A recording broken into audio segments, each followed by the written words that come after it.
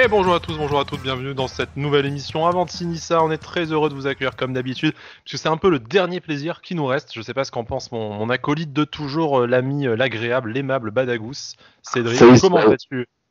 Bah écoute, ça va comme après une défaite 3-0 à domicile. Mais voilà, comme tu dis, c'est un peu notre dernier plaisir. On Voilà, débrief, ça, c'est toujours, comme on le dit assez souvent, c'est un peu notre thérapie. Ça fait du bien un peu on peut de pas, voilà, lâcher tout ça avant le prochain match. Voilà. on peut pas aller au stade, on peut pas se voir, on peut pas profiter de bons résultats de l'OGC Nice, on peut pas aller boire de binous entre potes.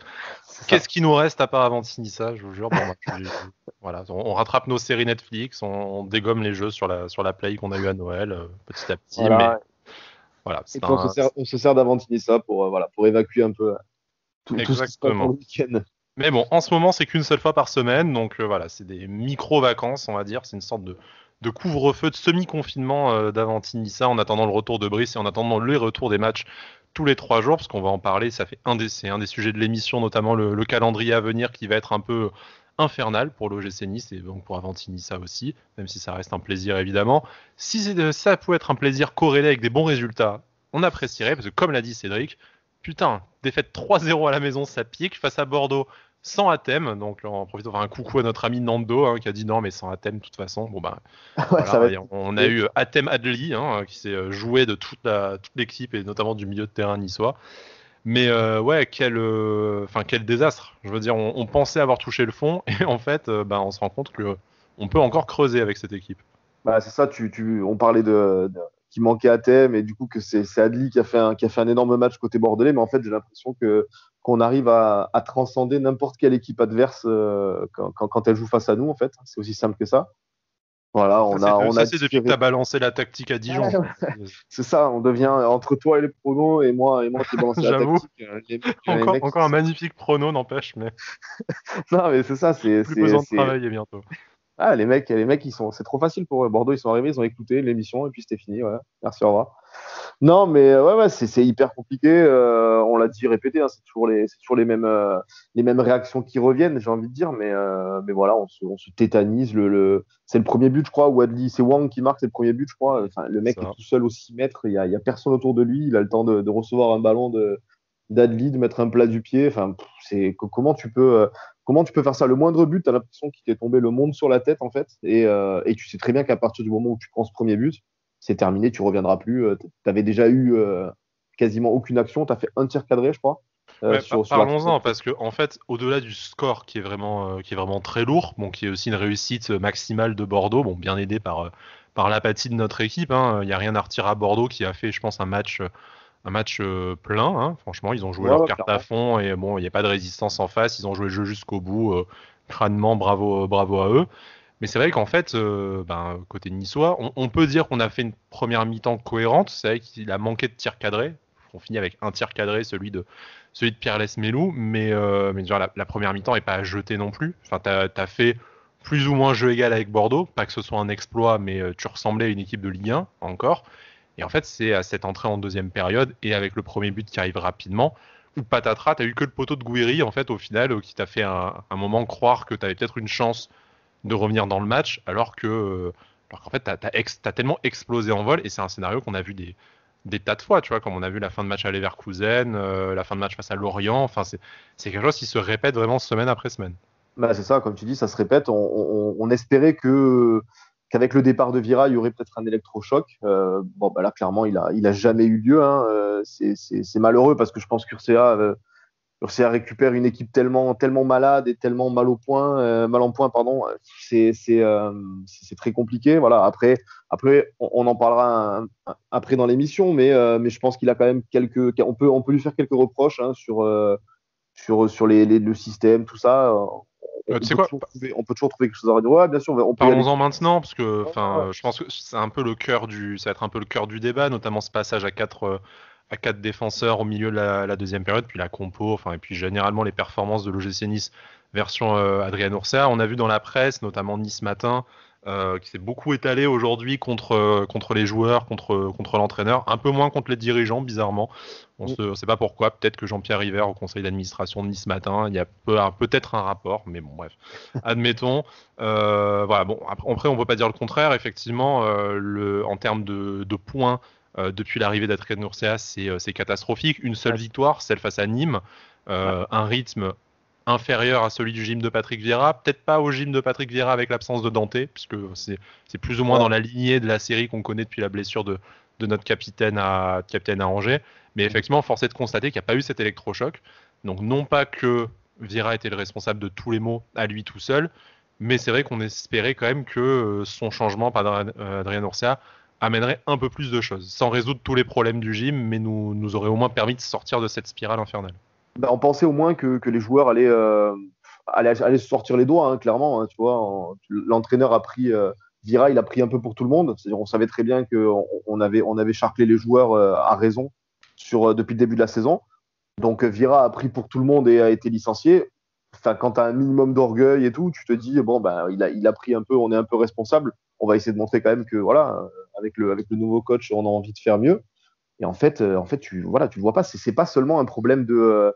On disait c'est mental, la confiance, machin, un truc, mais en fait, je pense clairement, on en a parlé en off avec certains collègues, mais je pense qu'en fait, on surévalue cette équipe de Nice. Clairement, il y a des joueurs qui ont perdu leur niveau ou qui l'ont peut-être jamais eu clairement, mais je pense qu'on surestime notre équipe et qu'on n'arrive pas on espère voir du football à Nice, mais en fait, est-ce qu'on peut y arriver avec cette équipe? Je commence à me poser des questions. Alors, puisqu'on parlait en off de nos collègues, de nos sources sûres, blablabla, voilà, toute notre joyeuseté qu'on aime animer sur les réseaux sociaux. Donc, on va dire, c'est dit d'une façon très pompeuse, mais on a un peu mené notre enquête. En tout cas, on est allé un peu à la pêche aux infos pour prendre la température au sein du club, au sein du vestiaire. Et c'est vrai qu'en fait, au-delà d'un problème mental, qui, je pense, personne n'a besoin d'être Sherlock Holmes pour voir qu'il y a un problème mental avec énormément de joueurs, si ce n'est pas tous, à l'OGC Nice.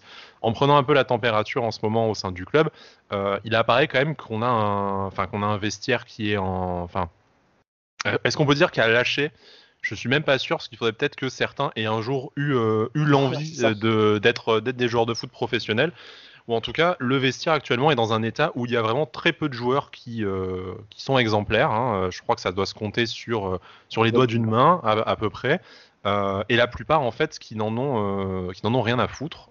Et s'ils n'en ont pas rien à foutre, en tout cas, qui n'adhèrent pas au discours ou qui ne le comprennent pas. Et moi, c'est vraiment ce qui m'inquiète au-delà du débat éternel qu'on peut avoir sur les qualités techniques de certains qu'on a jamais vus ou qu'on a vu trop peu souvent. Je pense à Misiane, Claude Maurice. Voilà, est-ce que ce sont vraiment des bons joueurs? Est-ce qu'ils confirmeront un jour? Voilà, c'est un débat légitime, mais auquel, tant qu'on les voit pas faire un match plein, il serait difficile de répondre. Mais par contre, au niveau de l'attitude, ce qu'on voit sur le terrain, en fait, est sans surprise une conséquence directement de ce que le club constate au quotidien. C'est ça, là on a dépassé le stade carrément de se poser la question de certains au niveau, leur niveau technique, leur efficacité, leur potentiel. Là, on est sur de ce qu'on sait, hein, de ce qu'on nous a dit au sein du club, comme tu l'as dit, c'est un manque de professionnalisme de certains joueurs qui ne foutent clairement rien. Même pas de certains joueurs. Moi, ce qui vraiment m'inquiète, c'est que c'est d'une grande majorité des joueurs. Oui, c'est ça. Voilà, oui, c'est pas juste tu aurais 2-3 sénateurs qui plomberaient le niveau de l'équipe, qui seraient indéboulonnables. Tu te dirais, tu peux toujours les changer. Et là, tu parles de 80% du groupe, voire de l'équipe type. C'est ça, comme tu as dit tout à l'heure, voilà, de ce qu'on nous a dit, on sait plus ou moins que au niveau des infos du club, on peut être plus ou moins sûr des infos, mais il y a 3-4 joueurs qui sont entre guillemets exemplaires, 3-4 joueurs seulement sur un groupe de 25, c'est famélique, quoi. Tu peux pas espérer, tu comprends en fait pourquoi on en est là. Tu peux pas espérer quelque chose quand à côté de ces 3-4 mecs-là, c'est scandaleux, c'est aux entraînements, il n'y a rien. Les mecs se voient trop beaux. C'est incroyable en fait d'être à ce point-là quand tu vois où on est au classement, quand tu vois les résultats, quand tu vois le jeu. Tu te dis, mais en fait, les mecs, ils sont sur une autre planète. Tu peux pas. On a eu les infos ce matin, hein, au moment où on enregistre cette émission-là.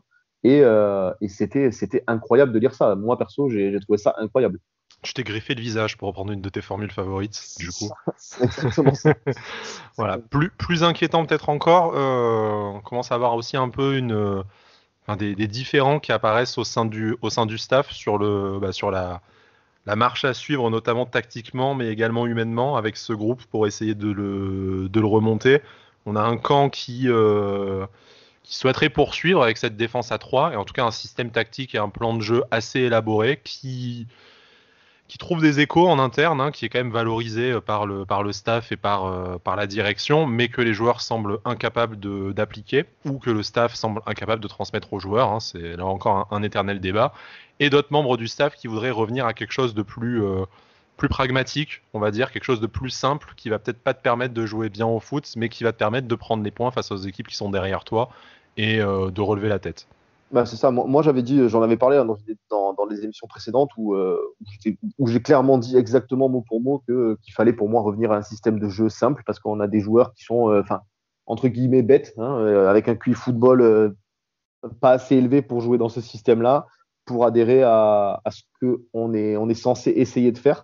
Donc, moi, je rejoins ça. Je l'avais dit depuis le début de la saison. Peux pas redonner confiance à un groupe, même s'ils ont tous les défauts du monde. Tu peux pas redonner confiance à un groupe sans gagner des matchs. Voilà, là on est sur une spirale c'est même plus négative. Hein. Je pense on est au fond du saut là. Donc il faudra gagner des matchs à tout prix. Et je pense que alors là on pourra dire hein, contre Bordeaux à la 60e, un truc comme ça, on est passé à 4 derrière et au final on a pris 2 autres de but. Donc voilà. Mais je pense qu'il faut revenir à c'est même pas qu'un système, c'est vraiment tout un travail, toute une philosophie de jeu. Il faut revenir à quelque chose du football plus simple, hein, vraiment pour aider ces joueurs-là, parce qu'il faut bien trouver une solution. On commence à regarder derrière au classement. Je veux dire, on en a parlé sur Twitter et tout. Il va falloir trouver une solution. En fait, c'est pas juste là, tu te dis, bon, bah, la saison, elle est foutue et on risque rien. Ben non, en fait, on a vu le calendrier qui arrive, on va en parler. Mais tu peux clairement regarder derrière et t'inquiéter, quoi. On a vu des clubs faire des saisons désastreuses et descendre ou quoi. Donc moi, j'aimerais quand même qu'on se sauve le plus rapidement possible. Voilà, quitte à ce qu'on jette le reste de la saison, c'est pas grave, mais il faut tout faire pour vite sauver cette saison et pas vivre un drame, quoi.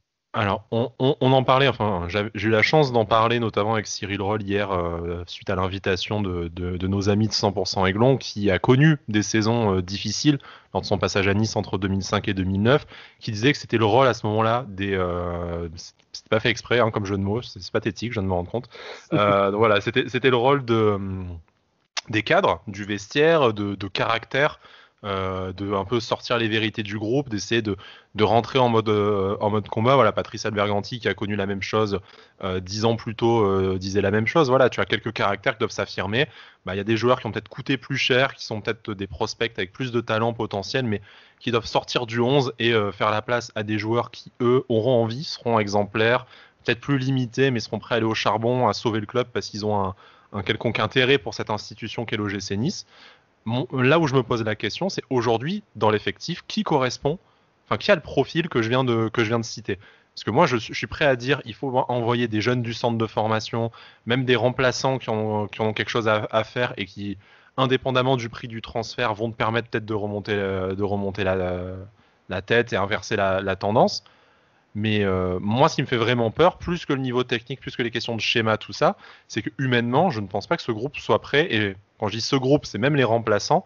Je pense pas tu puisses construire une colonne vertébrale de 5-6 joueurs qui soient prêts à aller au mastic si jamais d'aventure tu dois jouer le maintien. Ah, c'est ça, hein. Là, on sait très bien que c'est vraiment une philosophie, une attitude. Il y a des coachs, hein, par exemple, des coachs comme Dupraz, comme Antonetti, qui sont un peu comme Courbis, tu vois, qui sont vraiment taillés pour envoyer les mecs à la guerre et tout. Mais là, comme tu as dit, j'ai du mal à sortir 5-6 mecs du 11 en me disant, bah, si tu les mets dans le 11, ça va être des guerriers, ils vont aller à la guerre pour sauver le club. C'est très très compliqué. Hein. Peut-être on peut penser à des mecs comme Cardi, comme Danny Liu, voilà, des mecs comme ça peut-être, mais sortis de 2-3 gars, j'ai du mal à voir des. Voilà, on a beaucoup Cardi, Danny Luke, Lotomba, Endoy, Camara, enfin, sans être des guerriers, ceux qui sont à peu près exemplaires, tu vois, où tu as l'impression qu'ils en veulent en tout cas. Mais bon, voilà, c'est extrêmement limité en termes de nombre et même en termes de qualité. Au final, tu vas avoir du mal à faire. Je te dis, et c'est ce que je vous disais avec Brice, hein, c'est aujourd'hui, tu as du mal à coucher ne serait-ce que 5-6 noms qui fassent l'unanimité sur la feuille de match. Et de plus en plus, hein, vu les résultats, voilà, ça va et de plus en plus, où en fait, les rares joueurs sur lesquels tu avais des certitudes, notamment Camara par exemple, tu hein. as voilà, bon, Guiri après. Comme je le disais, hein, il a fait un début de saison exceptionnel. La roue tourne, elle est tournée, hein, pour citer Ah, mais notre ami Francky. Mais Mais voilà, sa saison elle est déjà réussie à Guiri, donc c'est normal qu'il ait un coup de mou, qu'il puisse pas enchaîner les matchs. Pour un mec qui avait jamais joué en Ligue 1, c'est aussi le manque de relève derrière qui pose problème, tu vois. C'est ça, Donc c'est il allait pas pouvoir te porter s'il te sur une mettait 20 saison buts dès complète. la première saison, en fait, tu Ouais, ouais. réfléchissais pas, tu le vendais l'été prochain, quoi. Tu vois. Ouais, non, T'avais, t'avais le meilleur coup de ta vie et puis basta, quoi. mais c'est ça, mais moi j'en viens à penser à, tu vois, on a cité voilà, quelques joueurs, mais là, de toute façon, il faut un électrochoc, il faut tenter quelque chose et tout. Bah, tentons quelque chose, faisons un truc un peu fou, mais mettons Cardinal au cage, même si Benitez, on n'a pas grand-chose à lui reprocher. Mais encore une fois, là, sur le but de Base, il est un peu court, sur certains ouais, trucs. après c'est le seul qui montre un quelconque énervement à la fin du match. Bon, t'as Amine Gouiri qui dit ça devient grave aussi aux Ouais, journalistes. Donc tu vois, tu as des mecs même s'ils font pas un bon match, ils se sentent encore concernés. T'as l'impression, quoi. Donc essayons de ouais, mais capitaliser là-dessus. est-ce qu'il faut pas piquer quelque chose? Est-ce qu'il faut pas vraiment remuer tout là, tu vois, faire un melting pot et vraiment tout mélanger et repartir? Après, Euh, sortir des jeunes du centre de formation, le problème c'est qu'on a fait partir les plus talentueux et sans faire injure à ceux qui restent, ils sont vraiment extrêmement tendres. Je veux dire, tu as quand même, enfin la plupart n'ont joué au final qu'à Beersheva. Et voilà, tu peux toujours compter sur un Mahou, sur voilà, des joueurs comme ça qui rentrent de temps en temps, mais tu es rapidement aussi limité dans tes options au niveau du centre de formation. Donc c'est une équation extrêmement compliquée auquel le staff de l'OGC va devoir répondre. Il faut déjà qu'ils arrivent à se mettre d'accord entre eux, effectivement. Mais tu sens que voilà, tu sens que les options sont quand même très limitées. Donc bah, c'est ça. ça nous insiste pas à être très, nous incite pas, pardon, à être très optimiste pour la suite. Mais bon, après un groupe peut se construire sur un match en fonction des faits de jeu, du résultat. Donc peut-être que le match face à Lens, sur lequel on va venir juste après, sera le début d'une nouvelle ère, mais bon, plus le temps passe, plus on a du mal à y croire. Je te propose peut-être de dire deux mots sur le mercato. Ouais, ouais, bah ouais, Pas de passe décisive de la presse cette fois, hein. On a attendu non, jusqu'à la dernière minute. cette Peut-être fois. que ça va tomber en pleine émission, mais Ouais, voilà, ça rien. va. Bon, des infos qu'on a, c'est voilà. Et puis, enfin, River, les quelques sorties qu'il a fait là pendant le mercato, il a climatisé un peu tout le monde. Ouais, il a mis Donc, des scuds à peu près à tout le monde. Hein. c'est ça, ouais. Je sais pas ce qu'il a à Ouais. Jean-Pierre en ce moment, mais Là, il ça doit tire être un peu à boulet rouge, quoi. match que nous, peut-être. Mais bon, c'est un peu de sa Ouais. faute. Donc, d'un côté aussi, voilà. Mais non, non, le mercato, ouais, ouais, ben, on est d'accord. Le truc, c'est que moi, là, on peut parler du mercato, bien sûr, mais en l'état actuel, je sais même pas si une recrue supplémentaire, même d'expérience, à moins que le mec arrive et que ce soit un Turc qui mange qui mange des chatons crus, tu vois. Je suis même pas sûr que ça change quelque chose, en fait. Je sais pas ce que tu en penses, mais Faut rappeler Durmizy, moi je dis. Hein, mais... ouais, pour les barbecues, ouais, pour les barbecues. Mais, je sais pas ce que tu en penses, mais est-ce que tu penses qu'une recrue là comme ça pourrait amener un peu un allant à l'équipe? Bon, après, tout dépend de la recrue, hein, parce que si on t'amène un énième jeune à fort potentiel ou un pari, tu vois, typiquement les mecs qu'on a scoutés en Belgique ou un mec comme Lingard voilà, qui est remplaçant depuis 10 ans, qui est de jeune espoir depuis 10 ans et tout, et qui parle pas la langue et tout. Enfin, on a déjà parlé précédemment. Je pense pas que ça t'apporte quelque chose. Après, tu sais, il suffit d'une personne, euh, un poste éventuellement.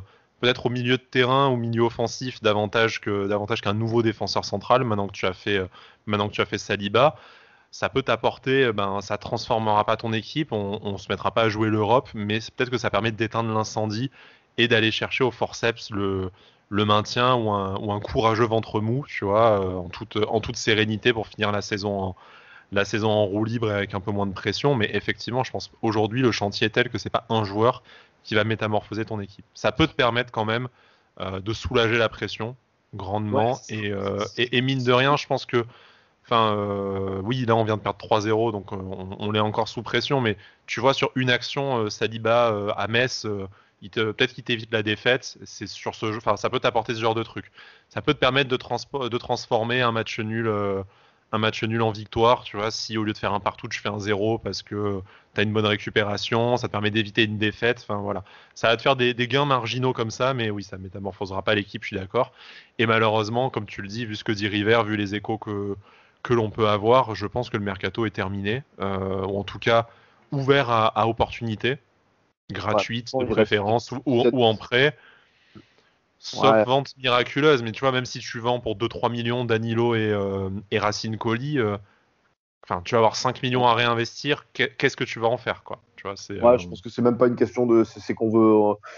Fournier l'avait dit, hein, qu'en gros, on n'avait pas trop d'argent à dépenser à ce Ce qui mercato. en plus peut se comprendre entre les stades vides et le Covid et enfin Media Pro, tout ça.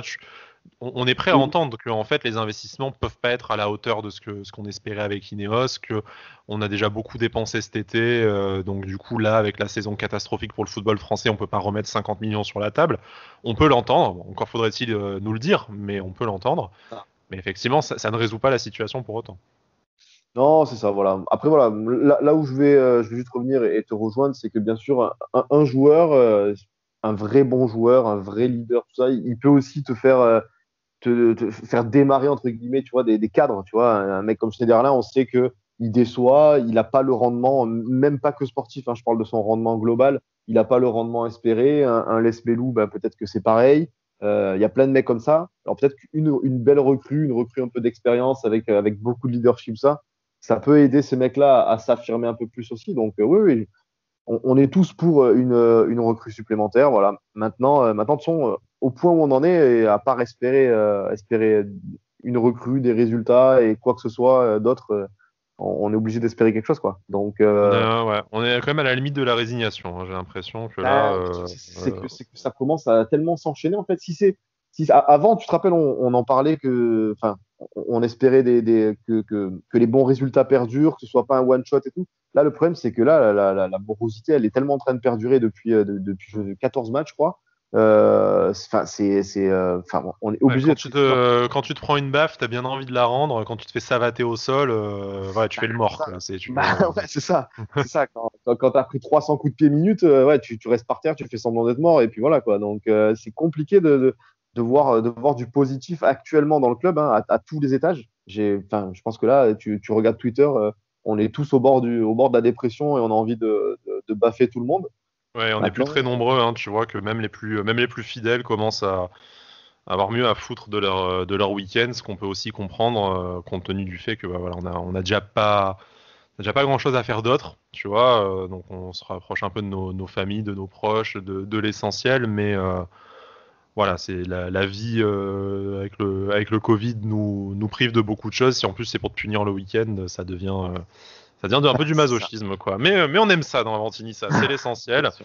C'est essentiel. Et en plus de ça, donc bon, pour passer après au prochain match, maintenant qu'on a c'est bien mangé le cerveau sur le week-end dernier, cette magnifique défaite 3-0 à la maison Et face à ça, Bordeaux, ça qui ne n'avait va pas. plus, qui n'avait plus enchaîné 2 victoires depuis 2 ans, quand même. C'est phénoménal.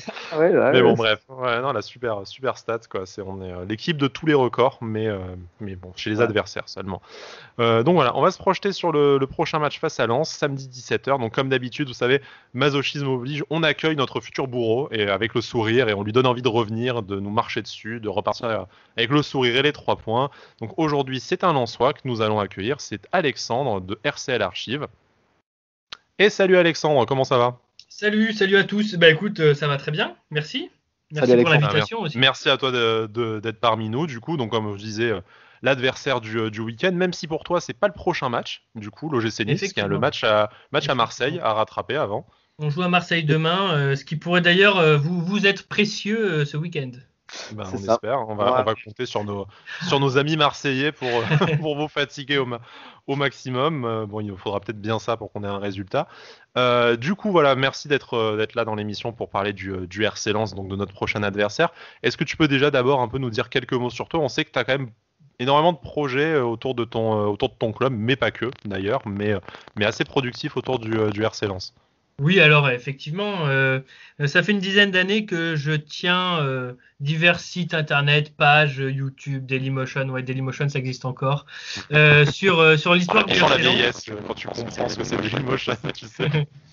Alors, ça s'appelle RCL Archive et en fait, je diffuse dessus le plus grand moment de l'histoire du Racing en vidéo. J'ai commencé ça en 2011 quand on venait d'enchaîner notre deuxième descente en 3 ans. Et en fait, je commençais à sentir que ça puait sérieusement. Effectivement, on a passé toute la plus grande partie de la décennie en D2. Donc voilà, revivre un peu de matchs européens, d'exploits en championnat, etc. Ça faisait du bien et maintenant on est de retour. Bon, enfin. Enfin. C'est un club avec un grand passé quand même. Pour notre génération, avec Cédric, trentenaire plus, du coup, on a été aussi élevé.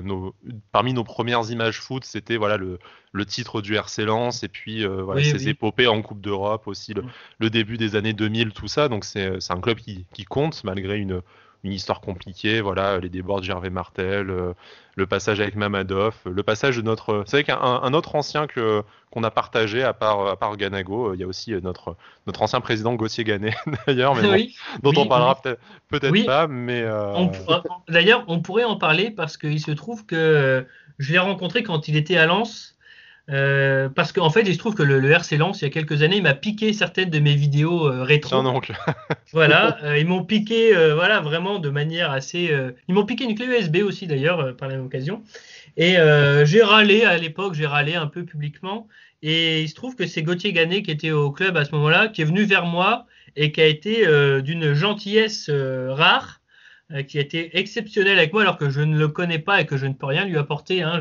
Je ne suis qu'un modeste supporter sans piston, sans rien du tout. Et pourtant, il était très très bien avec moi. Donc je sais qu'à Nice et dans les autres endroits où il est passé récemment, ça s'est pas forcément très très bien passé. Mais moi, humainement, j'en garde un excellent souvenir. Voilà. Bon, il a été très gentil, mais s'il a été très gentil, c'est bien, je te paye une bière, mais on garde tes vidéos ou il a Non, vraiment. non, en fait, il m'a invité à faire, enfin, il m'a invité à visiter le stade. Il m'a invité en loge, en famille. Après, il m'a envoyé un maillot dédicacé d'un joueur. Enfin, il a été très très rigolo, Ouais, franchement. Très classe. ça valait les vidéos quand même, ça va. Ouais, Ça va. franchement, Très correct, surtout que en rien. comparaison des autres gars qui avaient été, disons, moyens, j'en garde un bon souvenir. Bon, Ouais, très très Donc, bien. classe. Nous, on n'a pas eu le temps d'en garder un quelconque souvenir. oui, oui. Je Ouais, t'avoue, on mais n'a pas voilà. grand-chose à lui reprocher, on va dire hein, non plus, mais c'est vrai que Non, ouais, c'est ça. son passage a été très très furtif. Voilà. Du coup, RCL Archive, hein, tu nous disais tes Ah, différents c'est projets ça. à travers les années et un livre aussi quand même. Oui, tout à fait. Bah là, c'est le gros projet que j'ai, en fait, que j'ai mis, comment dire, que j'ai sorti en 2020. C'est un livre qui s'appelle L'Opéra du peuple, le stade comme école de vie. En fait, c'est un livre dans lequel je raconte ce que bah, l'amour du sport, du foot et plus particulièrement du RC Lens peuvent apporter tant humainement que culturellement et socialement, parce que vous savez sans doute, on se fait souvent insulter d'imbéciles parce qu'on aime le Oui. foot, un peu de beauf, j'en passe et des meilleurs. Donc Mhm. moi, je voulais expliquer en fait ce qu'on vivait en déplacement avec l'amour du foot, ce qu'on pouvait apprendre en dehors du cadre du sport.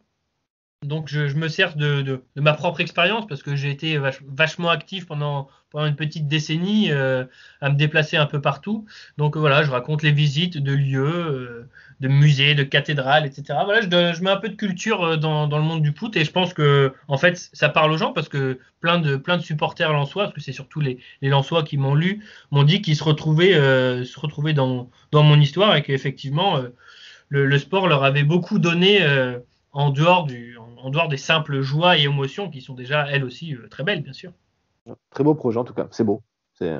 Ça donne Voilà, envie de voir On ça. fera la petite promo au passage évidemment pour toi, bah, pour tous tes projets. c'est gentil. Voilà, c'est normal. On va revenir au terrain du coup. Yep. Donc voilà, comme tu as pu voir ces derniers temps, l'OGC Nice c'est un peu compliqué. Par contre, le RC Lens, bon, sans être la sensation de la saison non plus, ça se maintient à une belle 10e place en attendant le match de demain face à Marseille. On vous espère que du coup forcément que vous allez gratter un peu plus haut. C'est surtout aussi une qualité de jeu assez reconnue en Ligue 1. En tout cas, c'est pas forcément ce qu'on imagine d'une équipe qui est censée jouer le maintien, voilà, qui vient de remonter en Ligue 1 il y a peu et tout. Enfin, tu penses à Lens là avec son budget, son passif des 10 dernières années, tu t'attends pas forcément à ce que ça développe un des plus beaux jeux de Ligue 1, surtout avec les joueurs qui sont alignés, qui sont pas forcément connus du grand public. Et pourtant, on a pris plaisir à voir Lens jouer, notamment le match aller, bon, qui était le premier match de la saison pour nous, du coup, mais où on avait gagné, mais face à une équipe de Lens qui nous avait en fait complètement baladé sur le terrain. Un hold-up, on peut le dire. Ouais. On peut le dire. Oui, bah, c'est un scénario qui s'est reproduit pas mal de fois. Alors, je sais pas si on est ou non la sensation de l'année. Moi, je pense que, en tout cas, du côté de Lens, on est tous extrêmement heureux et même fiers de notre équipe, de notre parcours, de ce que les gars ont fourni depuis le début de saison. Parce que voilà, on prend beaucoup de plaisir à voir les matchs. Et ça, c'était plus arrivé depuis un bail. Parce que même à la fin en Ligue 1, on avait fini avec Laszlo Bologna, donc on avait fini en 4-6-0 à Nancy à se prendre une fessée. Bon, bref, c'était ça nos derniers souvenirs de Ligue 1 en gros, parce que bon, on avait aussi la saison avec Comboiré, mais on avait une équipe de nationale, c'était un peu différent. Est-ce qu'on est obligé de parler de ça parce que tu vas te faire du mal, donc. Ouais. Donc voilà, on a vécu tous ces trucs-là, et cette année, chaque match ou presque, on a droit à du jeu. Franck Hez, qui est notre coach depuis le printemps dernier, veut marquer des buts, quitte à en prendre, mais il veut marquer des buts et on en marque. On prend beaucoup de plaisir, ça va vers l'avant. Franchement, nous, on est très très très heureux. Alors après, il a métamorphosé Ganago même. Ouais, on est obligé de t'en parler parce que nous, oui, bien sûr. Quand on voit que Ganago est vendu 6 millions, mais on sabre le champagne et tout, on se dit non mais c'était un très bon jeune, on était à peu près sûr tous qu'il avait du potentiel pour exercer, mais voilà, 6 millions cash avec 3 buts en Ligue 1, des blessures à répétition, on s'est dit non mais incroyable. Enfin, Julien Fournier, un génie, tout ça. Et en fait, on voit le début de saison chez vous et on se dit. Qui est plus que tous nos joueurs. Voilà, on se dit, mais qu'est-ce qui s'est passé avec Ganago ? Ce serait mentir de dire que je fanfaronnais quand il a signé. J'étais on ne peut plus dubitatif. En fait, je le connaissais pas, pour être honnête, parce que nous, on connaissait les joueurs de Ligue 2 depuis un bail, donc je ne connaissais pas Ganago. Je mets 6 millions d'euros. Est-ce qu'on refait une Sidi Keita ? Parce qu'on avait recruté Sidi Keita il y a quelques années à ce prix-là et ça avait été un fiasco. Et effectivement, il nous a fait taire tout de suite. En fait, on a un peu l'impression de revoir Haruna Dindan sur le terrain. Haruna Dindan, c'était notre attaquant entre 2005 et 2009, un truc comme ça. À la fois technique, rapide et costaud. C'était vraiment cette sensation en voyant Ganago en début de saison. Il a enchaîné les buts. Alors malheureusement, il s'est blessé contre Saint-Etienne, je crois. Mais c'est un Stéphanois qui le blesse. D'ailleurs, on ne comprend pas pourquoi le gars ne prend pas plusieurs mois de suspension, franchement, parce que c'était sale. Et depuis, Ganago a été mis en concurrence avec Kalimuendo, l'attaquant qui est prêté par Paris. Et Kalimuendo qui a aussi fait une bonne arrivée au RC Lens en marquant pas mal de buts. Donc Ganago est un peu moins sur le devant de la scène. Mais je dois dire que je suis plutôt confiant maintenant. Il a montré qu'il avait un vrai bon niveau et qu'il avait sa place en Ligue 1, tout simplement. Non, mais c'est bien. Hein. C'est vrai qu'on l'a dit. Le début de saison de Lens a été bien. Même nous, on avait cité, même quand on parlait comme ça en off entre nous, on citait souvent Lens en disant que ça jouait bien au ballon, avec un effectif relativement limité, un budget limité et un entraîneur qui ne connaissait pas la Ligue 1, comme tu as dit. Donc voilà. Alors pour ce qui est du budget limité, pour le coup, cette année, j'ai envie de dire que ça va. Et que même en cette période, vous avez fait partie des petits qui ont mis un peu comme Lorient, bon, plus intelligemment que Lorient, fort heureusement pour vous, mais qui a mis des grosses sommes quand même sur 2-3 joueurs. Enfin, des grosses sommes par rapport à votre budget. Depuis 2018, on a un nouveau boss au RC Lens qui s'appelle Joseph Ougourlian et qui est un homme d'affaires à haut niveau. Hein. Je veux dire, là, son combat actuellement, c'est essayer de faire dégager Arnaud Lagardère du groupe Lagardère. Donc, quand on est à des combats comme ça, c'est qu'on pèse. C'est qu'on pèse. Couillu le type quand même. Dans le monde de la finance, et que voilà, c'est vraiment quelqu'un de respecté et très sérieux.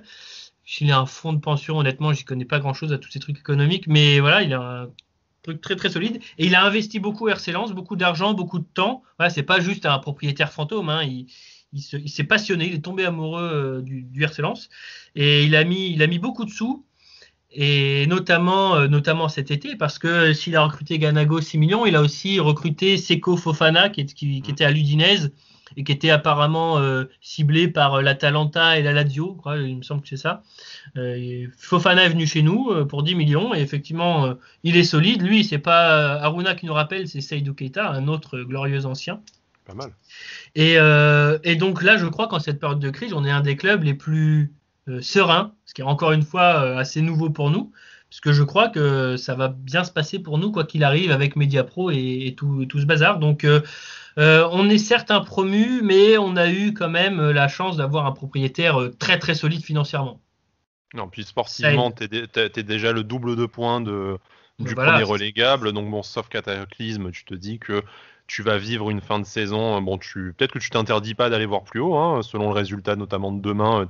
T'es au final pas si loin des places européennes, mais vu que t'es même pas programmé pour ça, je pense que vous signez tout de suite pour une 8e ou une 10e place et finir une saison voilà, tranquille. Si on finit 12e et qu'on gagne le derby en fin de saison, on sera très heureux, on sera les plus heureux. Hein.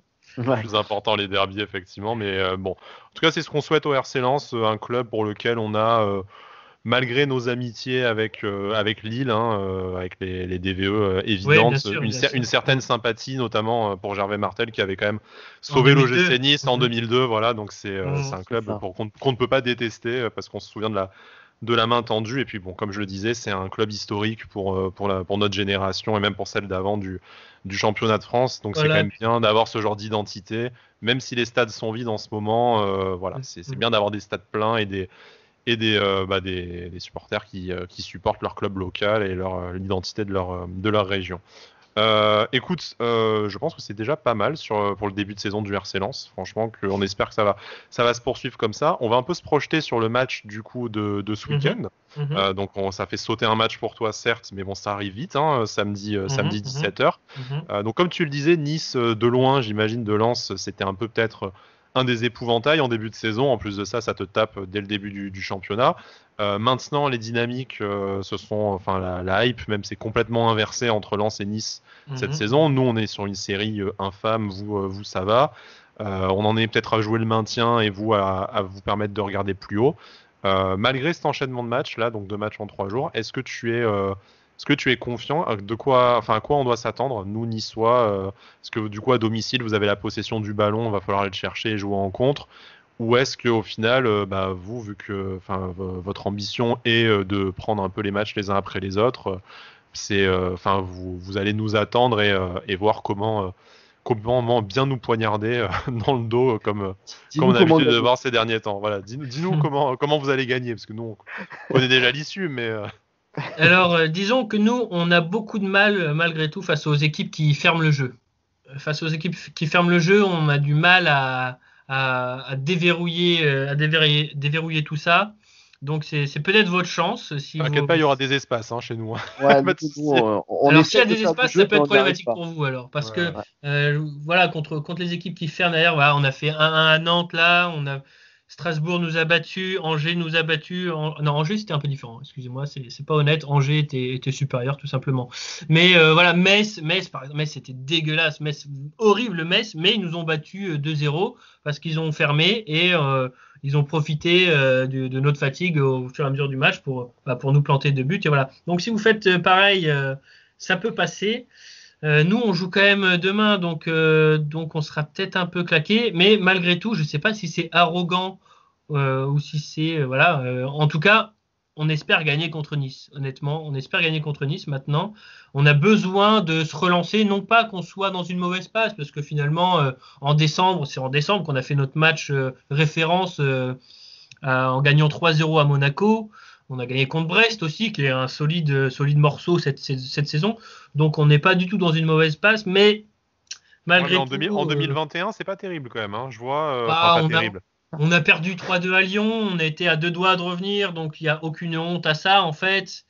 Non, mais après, tu perds à la maison face à Strasbourg. Tu fais Strasbourg, c'était l'équivalent un mois plus tard du match à Metz. C'était dégueulasse, franchement. C'était sous rhume terrible. Franchement, ce match n'aurait pas dû jouer, mais honnêtement, il n'y a pas d'inquiétude, mais ça serait bien. Non, mais après, je regarde là, je vois dernier match contre Nantes, un partout. Bon, pas que ce soit honteux de faire le nul à Nantes et après avoir le résultat contre Marseille, Marseille demain. Mais en fait, sur une série en manque de points, pas forcément en manque de qualité sur le terrain.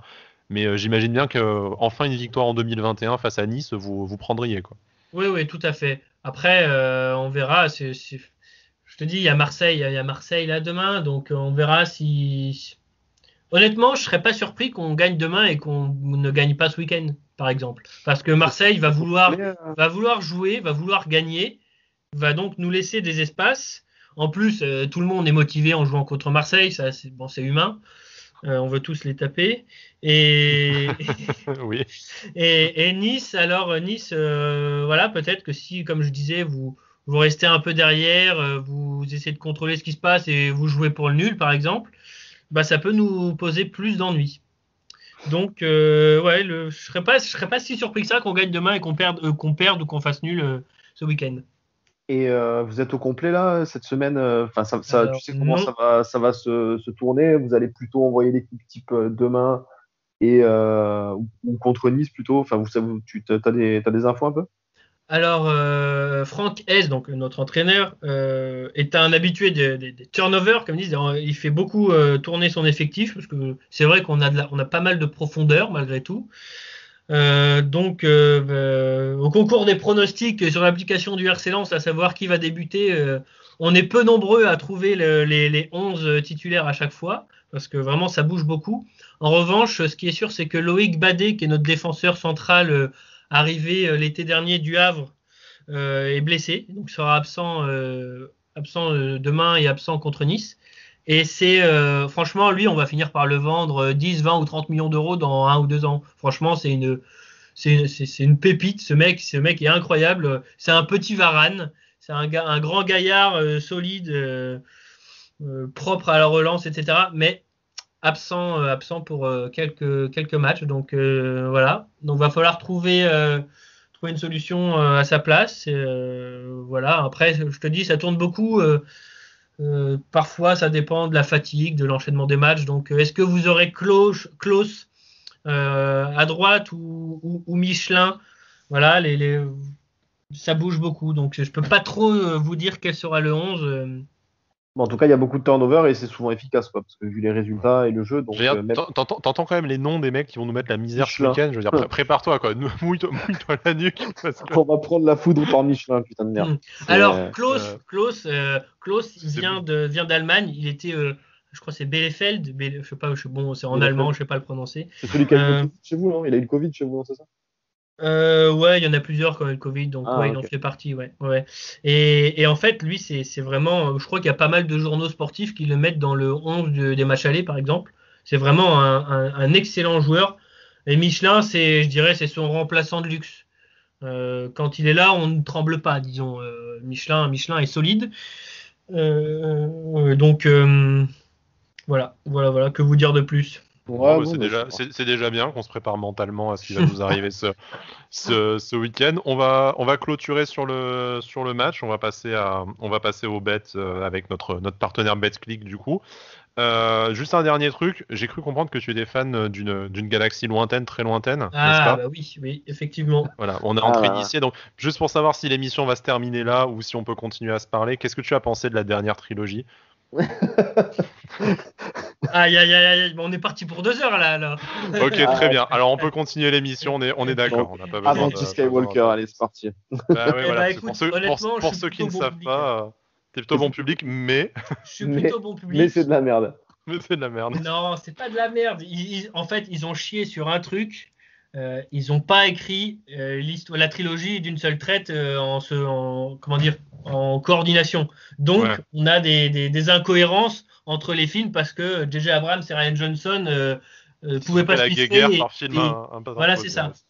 C'était Donc, triste, c'était c'est triste. ça le problème de la trilogie. Après, je trouve que Ben Solo, Kylo Ren, pour moi, c'est un des meilleurs personnages écrits pour Star Wars. Honnêtement, j'ai pas de problème à dire ça. Pour moi, c'est pas juste un jeune émo en crise d'adolescence. Pour moi, c'est vraiment un mec Ouais, intéressant.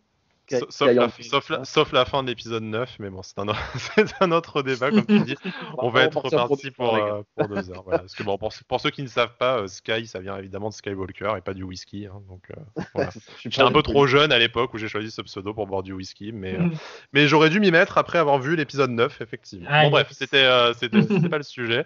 C'est ma partie. Donc voilà, donc nos pronostics avec notre partenaire BetClick, du coup. J'avais préparé une blague sur Avanti Nissa, c'est en hommage à Jar Jar Binks, mais en fait, c'était nul. Je l'assume pas du tout, voilà. Donc, non. Nissa pas assumé cette blague. Donc voilà, écoute Cédric, tu fais partie des optimistes, comme d'habitude. Parce que je tiens à le noter. Première fois de la saison que je vais parier contre Nice. C'est voilà, ça. C'est ça. Donc, je vais parier Lens à 2,20, côté à 2,20 sur Betclic. Parce que après ce match contre Bordeaux, je me suis griffé le visage, hein, comme on le répète souvent. Et voilà, donc là, je vois clairement pas qu'on peut ramener quelque chose de Lens. J'avais noté le nul à 3,20, mais après, après le laïus sur Klos et Michelin, j'ai perdu toute confiance là. Tu doutes. Voilà, je doute. Non, je vais jouer le nul à 3,20 parce que on est sur une sale série à domicile, pardon, mais à l'extérieur. C'est là où on arrive quand même à glaner quelques points. Donc si tu le fais pas là face à une équipe qui joue en semaine, en plus même avec un effectif assez homogène et des capacités de turnover comme nous disait Alexandre, je pense que là tu prends plus jamais de points. Donc voilà, le nul à 3,20. On n'a pas les cotes pour les buteurs, mais on a respecté les traditions qui nous ont plutôt bien rapporté ces derniers temps, puisque tu vas jouer un ancien de la maison, sans surprise. Obligé, Ganago qui devrait jouer, j'imagine, contre nous. Donc, qui d'autre pour marquer après Base, après Honora, voilà, sur sa dernière semaine. Donc, évidemment, Ganago, on n'a pas encore la cote, mais si je devais mettre une pièce, je la mettrais sur lui. Moi, je vais tenter mon petit coup de folie, du coup, puisque je serai sur une super série entre John Boy et Paul Bass, quand même. Donc, on va continuer dans la défense. Voilà, donc je vais parier sur un but de Cahuzac, parce qu'en plus de ça, je pense qu'à part un but de Loca, je ne vois pas s'il pourrait nous arriver pire qu'un but de Cahuzac. Donc voilà, pas de cote, mais si Cahuzac marque, vous pouvez me foudroyer. Je clôturerai mon compte pour une semaine et tout, parce que voilà, c'est... Chat noir à ce point-là, c'est pas possible. Si tu fais un 3 sur 3, ça serait. Surtout avec John Boy, Cahuzac et tout, quoi, ça serait incroyable. Ouais, et en plus, d'autant plus rageant d'avoir raison, mais pas d'avoir lâché le billet de 100, tu vois, parce qu'à ce moment-là, je m'en fous, je pars avec la caisse, on n'en parle plus. Quel buteur selon toi? Si tu avais une petite pièce à mettre, Alexandre? Ganago, bien sûr, je vais vous suivre. Je pense qu'il va être motivé et voilà. Et puis pour le score, je dirais que si on gagne à Marseille, on ne gagnera pas contre vous et on se contentera d'un nul. Si on perd contre Marseille, on vous battra 2-0 avec un doublé de Ganago parce qu'il sera plus chaud que jamais. Voilà. Alors moi, le nul, je te suis parce que c'est mon pari un peu fun, enfin nos cotes supérieures à 3. Donc le score exact, 1 partout, qui est coté à 5. C'est un truc qui nous réussit pas mal à l'extérieur. Et puis je pense que c'est le seul moyen de gratter un point, d'avoir un but improbable sur penalty ou sur une frappe contrée et de serrer les fesses après pour pas s'en prendre un deuxième. Donc voilà, pour moi c'est un partout. Et toi du coup, dans l'autoflagellation jusqu'au bout, Cédric? C'est ça, alors j'avais même hésité parce que je crois que Kakuta a raté un péno contre Nantes, pardon. Oui, effectivement. Donc j'ai cherché la cote de Kakuta sur penalty, mais elle n'était pas encore sur Betclic. Donc j'ai mis score exact 2-1 pour Lens. Voilà. Comme ça, comme tu as dit, Sky, quand la cote apparaîtra, on la mettra parce que je pense que ça va être quand même. C'était assez élevé, voilà. Voilà, je suis dans l'autoflagellation, comme tu as dit. Je fais un joli triplé, un joli 3 sur 3 contre Nice, en espérant que je me trompe. On verra. À l'image de nos joueurs, hein, du coup, malheureusement, mais voilà. Je vais en profiter pour encore une fois remercier Alexandre, parce qu'on va clôturer cette émission. Merci d'être venu, merci de t'être rendu disponible au dernier moment, en plus. Merci beaucoup, c'était cool de parler. C'était cool de parler foot avec vous, et puis salut à Cyril Troll quand même, les tweetos notre ami Dave, du coup, qui, en plus d'avoir un pseudo de qualité, nous fait venir ses amis de qualité pour parler de leur club de cœur. Donc on en profite pour embrasser Dave, voilà, qui nous rend bien service. Toujours au dernier moment, typiquement, c'est un message Dave, t'as pas un Lensois là à me donner le lundi soir en catastrophe, il y a l'émission demain. C'est toujours de qualité, c'est toujours un invité de qualité, donc ça fait plaisir, on le salue et voilà. Donc, et puis Cyril Roll est passé chez nous aussi d'ailleurs. Oui, voilà, c'est pour ça. C'est un pseudo de qualité. Voilà. Encore une fois, j'ai eu le plaisir de l'avoir hier à la radio sur France Bleu Azur. Il n'a pas oublié ni son passage à Lens, ni son passage à Nice. Comme il le disait, 2 clubs qu'il a vraiment appréciés pour toutes les raisons qu'on connaît. Voilà, on va clôturer cette émission. Je vous rappelle, le match, c'est samedi 17h. On souhaite une très bonne performance à Lens demain face à Marseille, en espérant que du coup ce soit un peu moins brillant contre nous, mais qu'ils prennent au moins 3 points dans la semaine, de préférence face à nos voisins. On en profite pour faire un bisou à Brice, du coup, qui se remet petit à petit du Covid et qui reprendra sa place dans les prochaines semaines, on l'espère. En tout cas, lors des matchs, tous les 3 jours qu'on va commencer à enchaîner avec la coupe, tout ça. Une excellente soirée à tout le monde. Voilà, sortez couverts, protégez-vous, prenez soin de vous, de vos proches, en espérant que vous passiez une bonne semaine et surtout que la prochaine fois qu'on puisse se parler mardi prochain, on vous annonce enfin une bonne nouvelle avec une victoire de l'OGC Nice. En tout cas, il va falloir y croire et essayer de passer un bon week-end. Sur ce, à bientôt et Issa Nissa.